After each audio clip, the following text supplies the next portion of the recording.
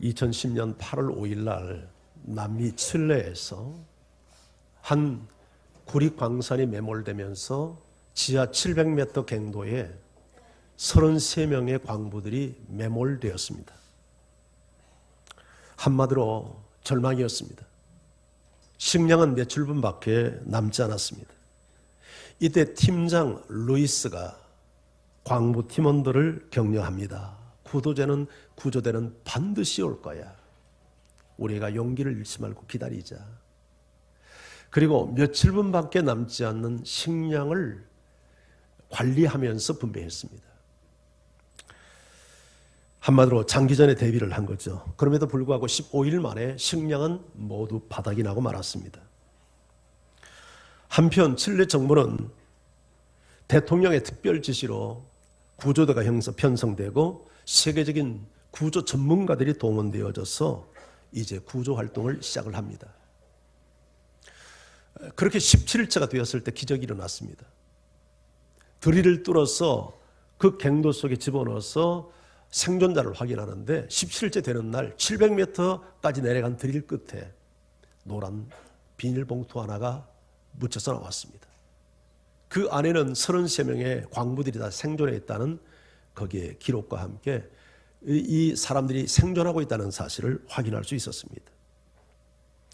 그래서 구조대는 지름 15cm의 파이프 라인을 통해서 그들에게 음식과 약품을 제공했고, 그리고 동영상 카메라를 들여보내 그들의 건강 상태 하나하나를 체크했습니다.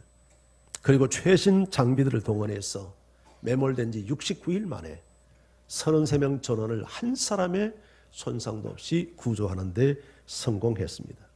사진 하나 보겠습니다.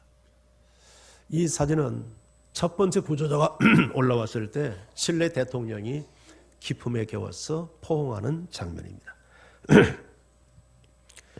69일 적지 않는 그 흑암 속에 지하 갱도에 묻혀서 그들이 다시 생존하여 되돌아올 수 있었던 것은 팀장 루이스의 공이 굉장히 컸습니다. 그는 광부들에게 희망을 버리지 말자. 구조대는 반드시 온다.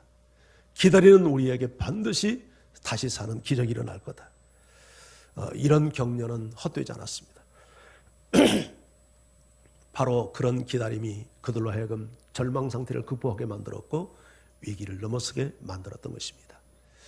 오늘 본문 성경에도 보면 절망의 시대에 이스라엘의 위로자여 구원자인 메시아를 기다리는 한 사람이 소개됩니다. 그 이름은 시므온이었습니다. 자, 우리 25절 성경을 한번 같이 읽어볼까요? 함께요. 시작. 예루살렘에 시므온이라고 하는 사람이 있습니다. 이스라엘의 위로를 기다리는 자라. 성령이 그 위에 계시더라. 시몬에 대하여 이 사람은 의롭고 경건하며 이스라엘의 위로를 기다리는 사람이요 성령이 그 위에 계셨다. 이걸 조금 더 이해하기 쉽게 정리를 해보면 이런 뜻입니다. 의롭고 경건한 사람 시몬에게 성령이 함께 있는데 그 성령이 그로 하여금 이스라엘의 위로를 기다리게 하였다. 여기서 이스라엘의 위로는 메시아이신 예수 그리스도를 의미합니다. 하나님은 창세기부터 일찍이 이 땅에 메시아를 보낼 것을 약속해 왔습니다. 그리고 그들은 위기 때마다 그들의 구원자를 기다려 왔습니다. 하지만 말라기 선지자를 끝으로 400년 동안 하나님의 음성이 들리지 않고 긴 하나님의 침묵기가 계속되면서 많은 사람들이 메시아에 대한 대망의 소망과 믿음을 상실하고 있었습니다. 그럼에도 불구하고 소수의 사람들은 메시아를 기다리고 있는데 그 중에 한 사람이 오늘 본문에 등장하는 시몬이라고 하는 사람입니다.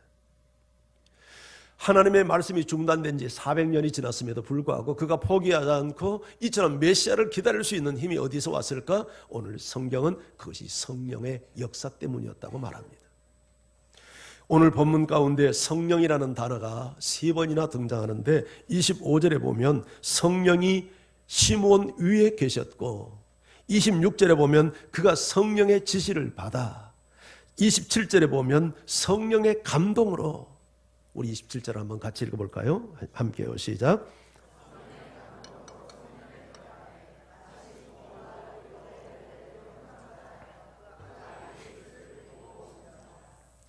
성령의 감동으로 성전에 들어갔다는 말은 성령에 이끌려서 성전에 들어갔다. 성령께서 그 마음속에 감동을 주니까 하나님께 성령께서 내 마음속에 지금 성전을 들어가라고 하시는구나.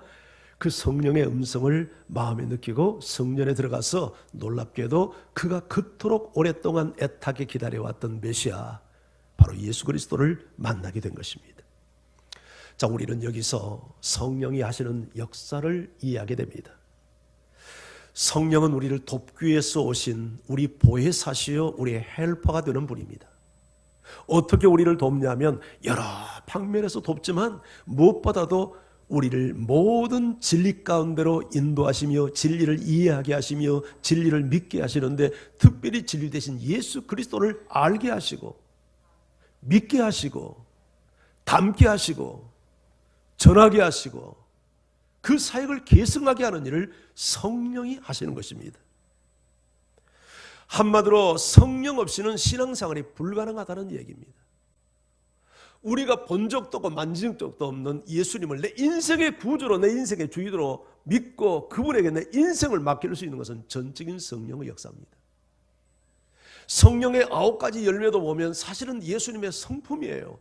그래서 성령이 충만할수록 우리가 예수 닮는 사람이 될 수밖에 없는 거죠. 오늘 시몬은 그 성령을 털 따라서 살았습니다. 우리 모두 성령을 인정하고 성령을 존중하고 성령과 교제 교통하면서 성령의 인도를 따라 사는 하나님의 사람들이 되기를 축복합니다.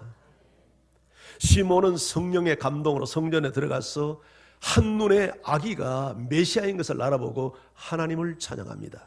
28절 29절입니다. 같이 읽어볼까요? 시작. 시몬이 아기를 안고 주제여 이제는 말씀하신 대로 종을 평안히 놓아주시는도다. 자, 시몬이 아기를 품에 안고 하나님을 찬양합니다. 주여 이제 말씀하신 대로 종을 평안히 놓아주시는군요. 이 고백 속에서 우리는 시몬이 얼마나 애타게 메시아를 기다려왔는가 하는 것을 느낄 수 있지 않습니까? 이제 종을 평안히 놓아주시는군요. 이 말은 이제 죽어도 좋겠습니다. 이토록 기다려왔던, 기도하며 기다려왔던 메시아를 보내주시니 여한이 없습니다. 이런 고백이죠. 자, 그렇다면 시몬이 기다렸던 메시아는 어떤 분이었을까요? 오늘 25절에서 우리는 그 힌트를 찾습니다. 자, 25절 성경을 다시 한번 읽죠. 시작. 예루살렘에 시몬이라 하는 사람이 있으니 이 사람은 의롭고 경건하여 이스라엘의 위로를 기다리는 자라. 여기서 이스라엘의 위로는 누구를 말합니까? 메시아이신 예수 그리스도를 의미하죠. 예수님이 오셔야만 이 땅에 진정한 소망이 있고 위로가 있고 기쁨이 있고 평안이 있고 감동이 있다는 사실을 이 시몬은 성령 안에서 기대하고 있었던 것이죠. 일찍이 이사야 선지자를 통해서 이 땅에 오실 메시아에 대해서 이렇게 예언을 했습니다. 제가 한번 읽어볼 테니까 따라서 한번 읽어주시기를 바랍니다. 여러분은 속으로. 주 여호와의 영이 내게 내리셨으니, 성령이 임했다는 말이죠. 이는 여호와께서 내게 기름을 부으사 가난한 자에게 아름다운 소식을 전하게 하려 하심이라. 나를 보내사 마음이 상한 자를 고치며 포로된 자에게 자유를, 갇힌 자에게 노임을 선포하며 여호와의 은혜의 해와 우리 하나님의 보복의 날을 선포하며 모든 슬픈 자를 위로하되 무릇 시온에서 슬퍼하는 자에게 화관을 주어 그 죄를 대신하며 기쁨의 기름으로 그 슬픔을 대신하며 찬송의 옷으로 그 근심을 대신하시고 그들의 의의 나무 곧 여호와께서 심으신 그 영광을 나타낼 자라 일컬음을 받게 하려 하심이라. 자, 한번 다시 보세요. 주 여호와의 영이 내게 내리셨으니, 이는 여호와께서 내게 기름을 부으사. 여기 내게는 누구를 말합니까? 네, 시므온이라고 생각합니까? 미안하지만 시므온이 아니고 예수님입니다. 자, 예수님께서 공생애를 시작하면서 그 첫 설교를 자기 고향 땅 나사렛 회당에서 하면서 그때 읽었던 말씀이 바로 이 말씀이에요. 자, 이 말씀을 읽고 나서 오늘 이 말씀이 너희 귀에 응하였다, 그렇게 말씀을 합니다. 한마디로 이 예언은 예수 그리스도에 대한 예언이에요. 예수님이 이 땅에 오셔서 성령을 입고 기름을 부음을 받고 무슨 일을 하시냐면 가난한 자에게 아름다운 소식을 전해요. 심령이 가난하고 고통받는 사람에게 아름다운 소식 굿뉴스 복음을 선포하고, 그 복음의 내용이 뭐냐면 마음이 상한 자를 고치고, 마음이 상한 자가 있습니까? 예수 그리스도께서 당신의 상처를 치유할 줄 믿습니다. 포로된 자가 있습니까? 갇힌 자에게 자유를 주시고 갇힌 자에게 노임을 선포할 겁니다. 우리가 이 세상에 살면서 자유인 같지만 죄의 노예가 되고 마귀의 노예가 되고 근심 걱정의 노예가 되고 두려움의 노예가 되어 살 때가 많은데, 예수 그리스도가 이 땅에 오시면 이런 포로된 자에게 진정한 자유를 주시고 갇힌 자에게 노임을 선포한다는 거예요. 그러면서 여호와의 은혜의 해와 우리 하나님의 보복의 날을 선포하며, 은혜와 함께 하나님의 보복의 날을 선포한다. 은혜의 해가 뭐예요? 이걸 구약적 개념으로는 희년이라고 그래요. 희년. 50년 만에 한 번씩 돌아오는 희년. 희년이 오면 모든 노예로 팔려갔던 사람이 어떤 조건도 없이 자유의 몸이 돌아와 자기 집으로 돌아옵니다. 논과 밭과 집을 저당 잡힌 사람들이 어떤 조건도 없이 그냥 은혜를 입고 원상복귀해서 자기 재산으로 다시 찾습니다. 이게 은혜의 해입니다. 그런데 이런 회복을 예수 그리스도께서 오셔서 우리에게 베푸신다는 거예요. 할렐루야.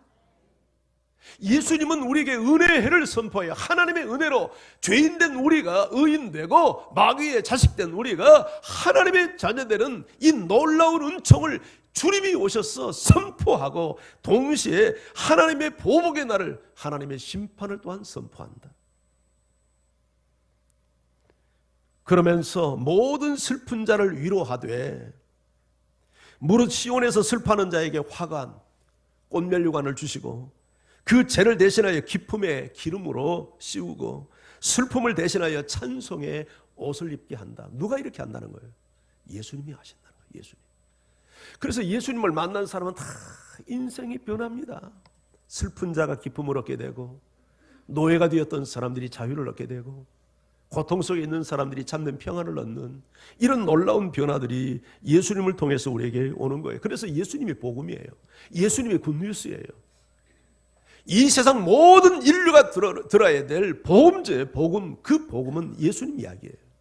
예수님이 나를 위해서 행하신 일, 예수께서 나를 어떻게 사랑하셨는지, 예수께서 나를 위해서 어떻게 무슨 일을 행하셨는지, 그걸 듣고 믿을 때 우리에게 자유가 선포되어지고 기쁨이 주어지고 치유가 일어나는, 그래서 예수님이 복음이에요. 성경은 예수님께서 우리를 위로하기 위해서 친히 우리가 겪는 모든 고통들을 몸소 체험하셨다고 선언합니다.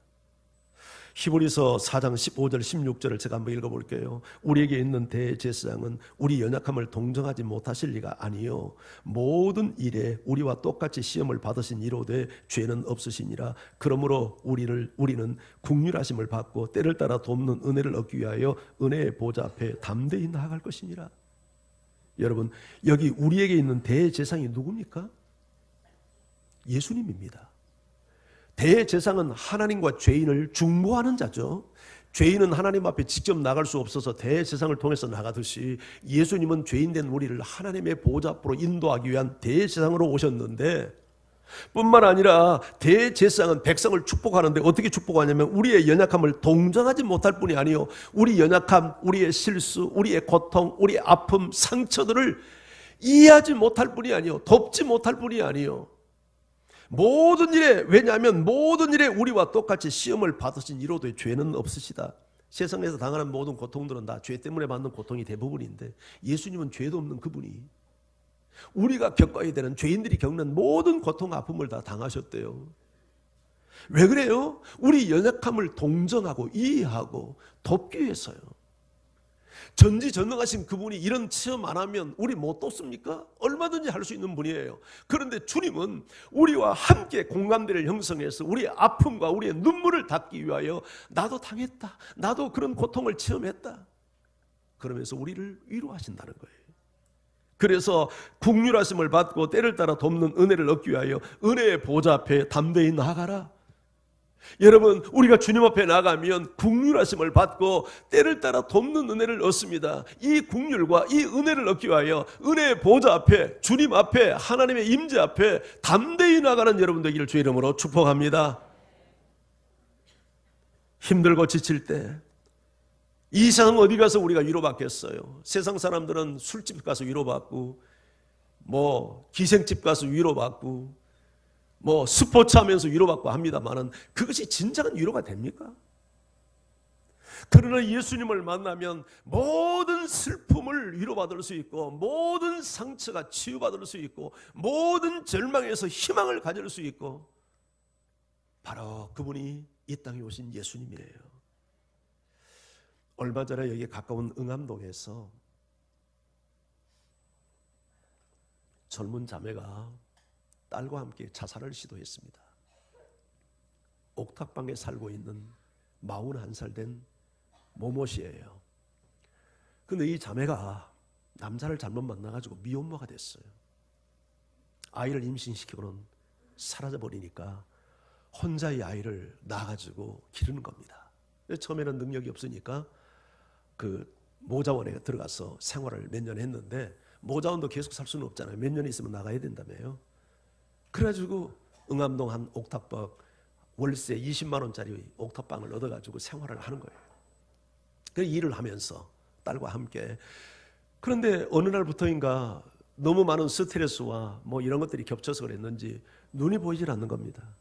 눈이 보이질 않는 거예요. 그래서 병원에 가서 봤더니 시각장애 5급 판정을 받았어요. 그러니까 이 자매가 앞을 못 보니까 일을 할 수가 없잖아요. 그래서 나라에서 주는 이 생활비 60만 원을 받아가지고 딸과 함께 생활을 하는데, 두 사람이 살기에는 60만 원이라는 돈이 생활이 안 되는 돈이에요. 그래서 6개월 동안 월세까지 밀렸어요. 이런 상황에서 이 자매가 절망을 합니다. 그리고는 자살을 결심해요. 그리고는 10살 먹은 딸에게는 배 아픈데 먹는 약이라 하면서 수면제 세알을 먹여서 아이를 잠들게 하고, 아이가 잠이 드니까 목을 졸랐습니다. 그런데 이 아이가 깬 거예요. 발악을 하면서 몸부림을 치면서 엄마 살려줘 하니까 차마 그 모정 때문에 아이를 죽이지 못하고 살인 미수가 되고 말았어요. 형편은 다르지만 우리 주변에 보면 이런 참 애환이 담긴 삶을 사는 사람들이 한둘이 아닐 겁니다. 이런 문제를 정부가 해결 못해요.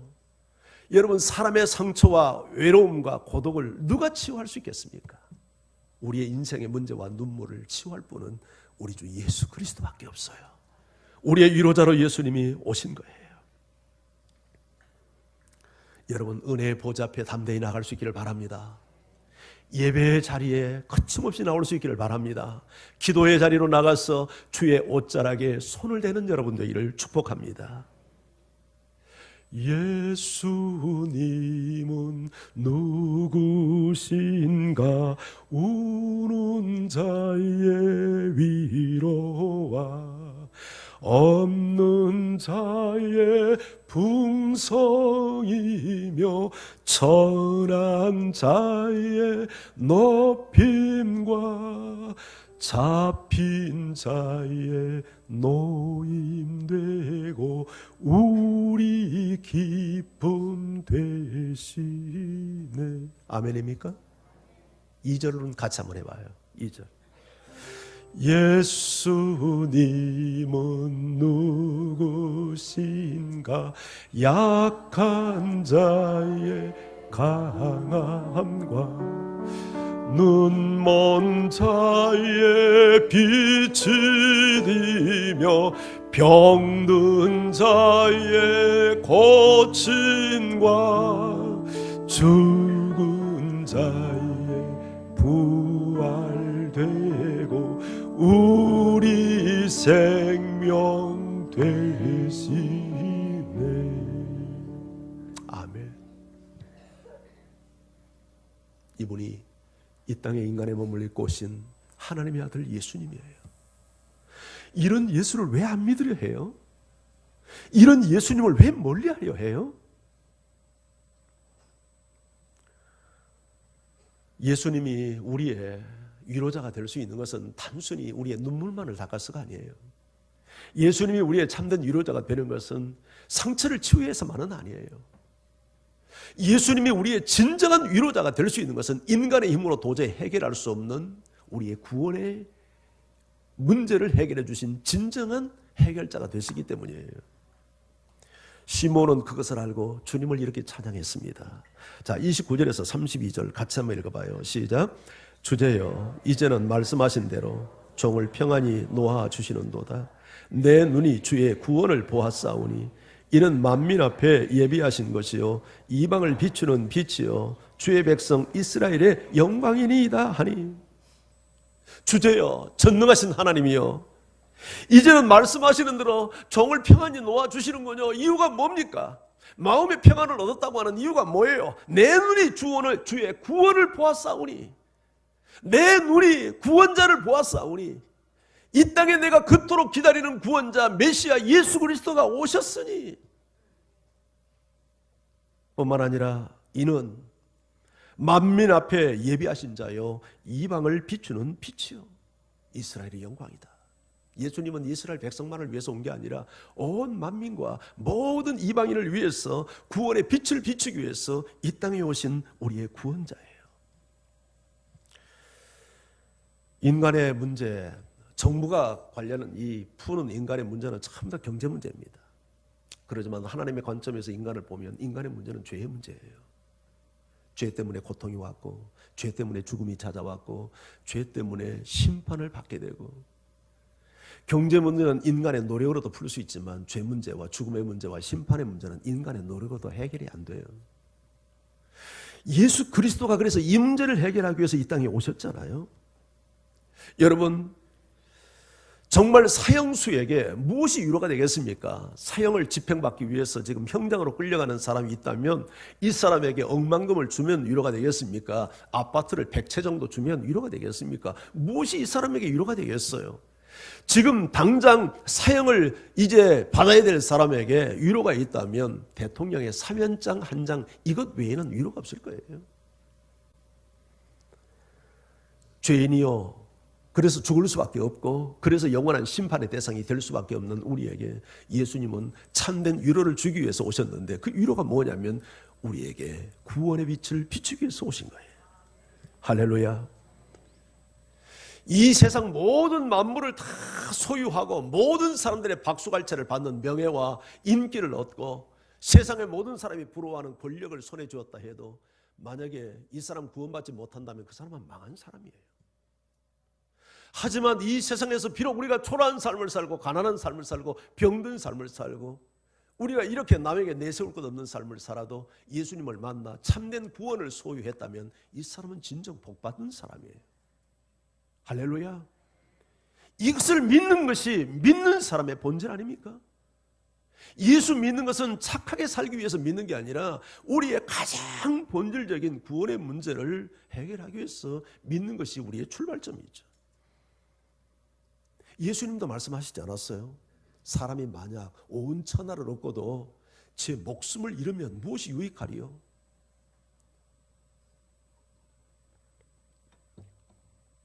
무엇을 주고 제 목숨과 바꾸겠느냐? 무슨 의미입니까? 생명보다 구원보다 영생보다 귀한 가치는 존재할 수 없다는 얘기 아니에요?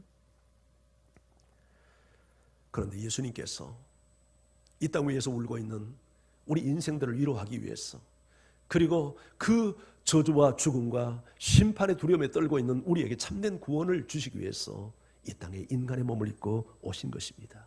그래서 예수님은 이렇게 자기 자신에 대해서 말씀하잖아요. 요한복음 14장 6절에서 예수께서 이르시되 내가 곧 길이요 진리요 생명이니 나로 말미암지 않고는 아버지께로 올 자가 없다. 나로 말미암지 않으면 천국에 올 자가 없다.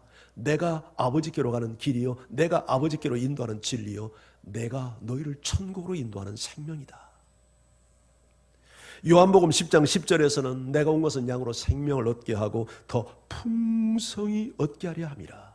더 풍성히 얻게 하려 함이라. 우리가 그저 겨우 천국 가는 티켓 한 장 받고 이 세상에서 아동바동하게 사는 게 아니라 예수님을 만나 구원받는 순간 그 구원의 복을 풍성히 누리며 살도록 하시기 위해서 예수님이 오셨다는 거예요. 우리 구원은 시작됐지만 아직 완성되지 않았죠. 구원의 완성은 예수님을 완전하게 닮아서 예수님처럼 사는 거잖아요. 내가 예수님을 완전히 닮아서 예수님처럼 살면 여러분 그 삶에게 불행이 있을 수 있고 고통이 있을 수 있겠습니까? 여호와 하나님이 요셉과 함께하니까 감옥에 있었어도 감옥에서도 형통한 삶을 살았잖아요. 이 뭐예요? 모든 고통도 이길 수 있어요. 슬픔도 이길 수 있어요. 불합리도 이해할 수 있어요. 이게 하나님이 함께하는 사람의 이게 영광이요 축복이고, 예수 그리스도가 구원에 주로 오셨을 때 이런 놀라운 변화들이 우리에게 일어나지 않겠어요? 예수 닮는 여러분 되기를 주의 이름으로 축복합니다. 혹시 영화 레미제라블 보신 분 있습니까? 유명한 명화죠. 최근 몇 년 전에도 그것이 새롭게 리바이벌 돼가지고 현대판으로 이 영화가 만들어졌는데 저도 그 영화를 봤습니다. 근데 이 영화 레미제라블은 소설 레미제라블을 영화화한 거예요. 이 소설을 누가 썼냐면 프랑스 빅토르 위고가 쓴 아주 유명한 소설이죠.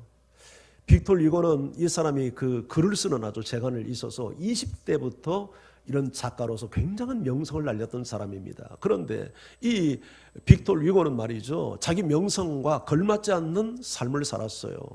아주 술을 많이 마시고 탐욕적이고 공격적이고, 그리고 삶이 문란하고 가족들을 괴롭히고 이렇게 살았어요.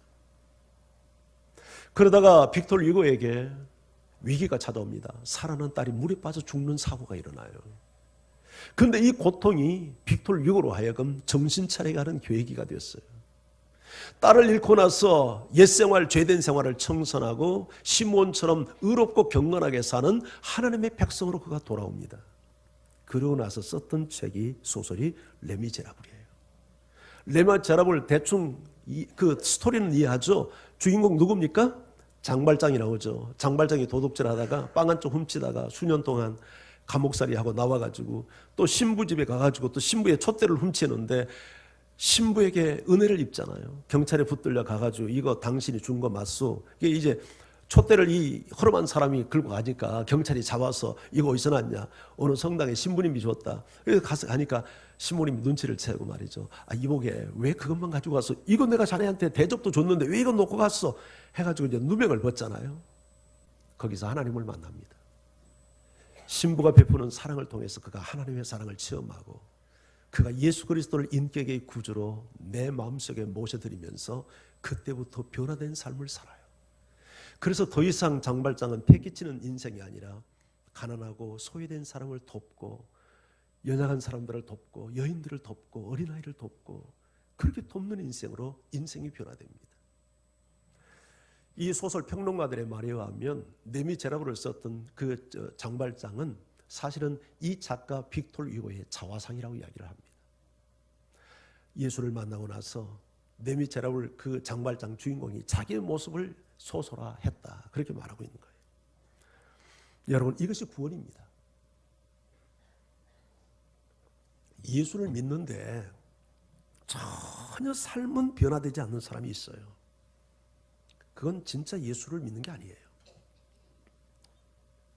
구원의 완성은 천국 가는 게 아니라, 물론 그건 우리의 궁극적인 목표지만 예수님을 닮아가는 거예요. 하나님의 형상을 회복해 가는 거예요. 그게 구원의 완성이에요. 그래서 내가 온 것은 생명을 얻게 하고 풍성히 얻게 하기 위해서 내가 왔다. 그 의미가 그런 의미예요.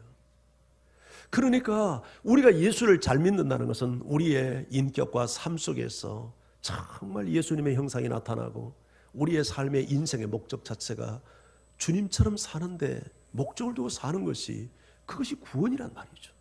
이런 은혜가 여러분과 함께하기를 주의 이름으로 축원합니다. 시몬은 이 아기의 예수의 부모님을 축복하며 이렇게 말합니다. 34절 우리 같이 한번 읽죠. 시작.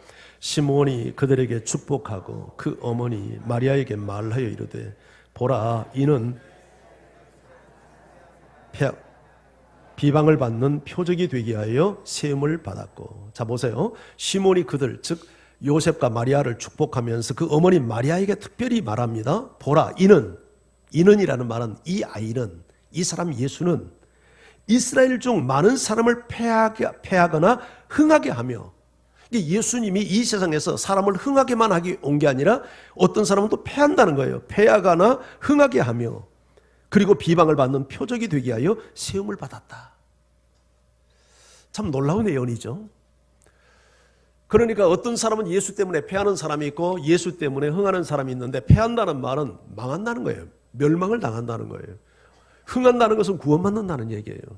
자, 어떻게 사람의 운명이 갈라질 수 있겠습니까? 예수님을 앞에 놓고 예수님을 끝까지 거부하고 받아들이지 않고 대적하는 사람은 패하는 사람이 되는 거고, 예수님을 받아들이고 그분을 내 인생의 구조와 주인으로 받아들이는 사람은 흥하게 되고 구원받는 역사가 나타난다 하는 말이에요. 한마디로 예수님은 이 땅에 구원자로 오셨지만 심판주로도 오셨다는 뜻이죠.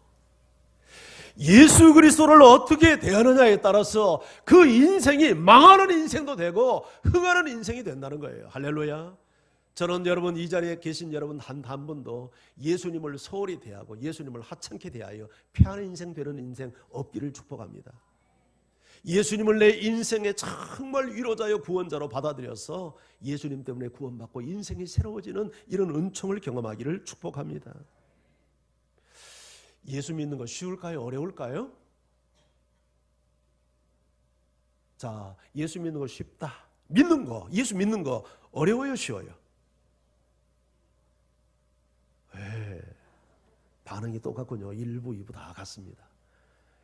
어떻게 대답해야 될지 다 망설이고 당황스러워 하시더라고요. 근데 예수 믿는 거 쉽다, 아마 좀 개념을 이해를 못한 것 같은데, 제가 말하려고 하는 의도는 그게 아닙니다. 예수를 정말로 믿는 것은 어려운 일이 아니라 불가능한 일입니다. 내 힘으로는 예수를 믿을 재간이 없습니다. 왜냐하면 예수를 믿는다는 것은 예수님을 내 인생의 구원주와 내 인생의 주인으로 받아들인다는 뜻입니다. 예수를 믿는다는 건 교회 나와준다는 뜻 아니고 세례받는다는 뜻 아니에요. 그건 다시 표식에 불과한 것이고, 본질은 뭐냐면 예수님이 내 인생의 유일한 구원자입니다. 예수님이 내 인생의 이제는 주인이 됐습니다. 나는 예수님의 종입니다. 지금까지는 내가 주인으로 내 뜻대로 내 마음대로 살아왔습니다. 그러나 이제는 그렇게 사는 건 내려놓겠습니다. 예수님이 내 인생을 지배하고 다스리도록 살겠습니다. 그래서 예수님이 말씀하면 저는 그 안에 내가 동의할 수 없어도 무릎을 꿇고 따르겠습니다. 내가 이렇게 결정합니다. 주님, 이렇게 내 마음에 오셔서 나를 다스려 주십시오. 그렇게 예수님을 받아들이는 것이 예수를 믿는 거예요. 쉬워요? 어려워요? 불가능해요.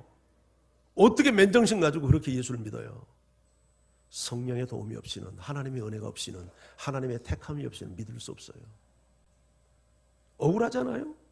어떻게 내 인생, 내가 내 인생 사는데 어떻게 예수님이 내 인생 속에 개입해 들어와가지고 내 마음대로, 자기 마음대로 내 인생을 지배하겠다니, 누가 내 인생을 선뜻 예수에게 내줄 사람이 누가 있겠어요? 그러나 우리는 예수님은 선한 주인이에요. 악한 주인 아니에요. 우리 인생을 골탕 먹이고 내 인생을 자기 마음대로 유린하기 위해서 내 인생을 지배하겠다는 것이 아니라, 우리 인생을 인도하고 내 인생을 보호하고 최고의 삶을 살도록, 나에게 가장 귀한 복을 주시도록 하시기 위해서 내 인생 속에 들어오셔서 내 인생의 주인이 되겠다는 거예요. 그 예수님을 정말 여러분의 주인으로 받아들일 용의가 있습니까? 그때 우리 속에 뭐가 일어나면 변화가 일어납니다. 변화가 장말장의 변화처럼, 빅토르 휴고의 변화처럼 변화가 일어나는 거예요. 예수 믿지 않고 변화가 없는 사람은 종교 생활을 하고 있는 거예요. 교회 생활을 하고 있는 것뿐이에요. 예수를 진실로 믿는 사람은 변화가 안 일어날 수가 없어요.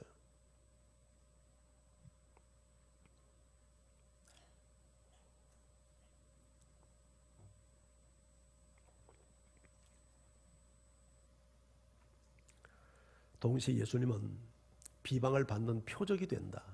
비방받는다는 거예요. 요한복음 1장에도 말했죠. 이 세상을 만드신 이가 이 세상에 왔는데 세상이 그를 알지 못하고, 예수가 자기 백성에게 왔는데 자기 백성이 예수님을 영접하지 아니하였으나 영접하는 자 곧 그 이름을 믿는 자는 하나님의 자녀가 되는 권세를 주셨으니. 할렐루야. 예수님이 이 세상에 오셨다고 모든 사람이 다 환영하고 박수치고 받아들이지 않았어요. 이 세상을 만드신 창조주가 이 땅에 오셨는데 많은 사람들이 그를 알지 못했고 자기 백성 가운데 왔는데도 예수님을 영접하지 않았어요. 그러나 영접하는 자는 하나님의 자녀가 되는 권세를 누려요. 왜 예수님이 비방받고, 왜 배척받고, 왜 배신당하고, 왜 십자가를 져야 합니까? 죄인을 사랑하시는 하나님의 사랑과 하나님의 공의를 동시에 만족시키기 위하여 예수님은 배척을 받을 수밖에 없었죠. 십자가를 질 수밖에 없었죠. 이 방법이 아니고는 죄인에 대한 하나님의 사랑과 하나님의 공의를 성취할 길이 없는 거예요. 하나님 자신이 죄인이 짊어져야 될 모든 죄값을 짊어지고 자신이 죽음으로 말미암아 죄인을 사랑하는 하나님의 사랑과 하나님의 공의를 완성시키며 우리에게 선물로 구원의 은총을 주신 거예요. 할렐루야. 세상에 이런 종교가 있습니까? 세상에 어디에? 예수님은 우리의 위로자가 되기 위해서 오셨어요. 예수 없이는 진정한 위로가 없습니다. 소망이 없어요. 기쁨이 없고 평안을 누릴 수가 없어요. 그런데 단순히 예수님이 세상적인 상처나 치유하고 눈물이나 닦기 위해서 오신 분이 아니에요. 예수님은 예수님이 아니면 도저히 치유될 수 없는 인간의 죄 문제, 죽음의 문제, 심판의 문제를 해결하심으로 영원한 위로를 주시기 위해서 오셨어요. 오늘 저녁 우리가 축제가 벌리고 성탄절이 돌아오면 선물들을 교환하고 기쁨에 들떠 있습니다마는 왜 이날이 기쁜 날인지 우리가 의미를 알면 좀 더 성탄절을 숙연하게 의미 있게 보낼 수 있지 않겠습니까? 이런 은혜가 여러분과 함께하기를 주의 이름으로 축원합니다. 우리 같이 찬양하시죠.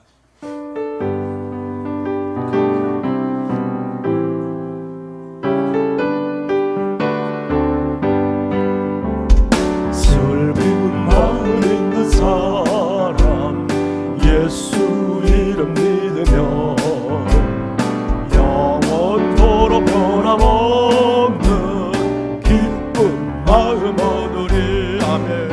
예수의 이름은 세상의 소망이요. 예수의 이름은 천국의 기쁨일세. 거룩하신 주의 이름 너의 방패 삼아. 환난 시험 당할 때에 주께 기도드려라. 예수의 이름 세상의 소망이요. 예수의 이름은 천국의 기쁨일세. 존귀하신 주의 이름 우리 기쁨 되도다. 아멘. 주의 품에 안길 때에 우리가 찬송 부르리. 아멘. 예수의 이름 세상의 소망이요. 예수의 이름은 천국의 기쁨일세. 아멘. 갈 길 나가도 여자 앞에 나가. 왕의 왕께 경배하며 면류관을 거두리. 예수의 이름은 세상의 소망이요. 예수의 이름은 천국의 기쁨일세. 이 시간 같이 우리 기도하기 원합니다. 하나님 아버지, 시몬처럼 우리도 성령이 충만해서 늘 예수님을 사모하는 사람 되게 해주세요.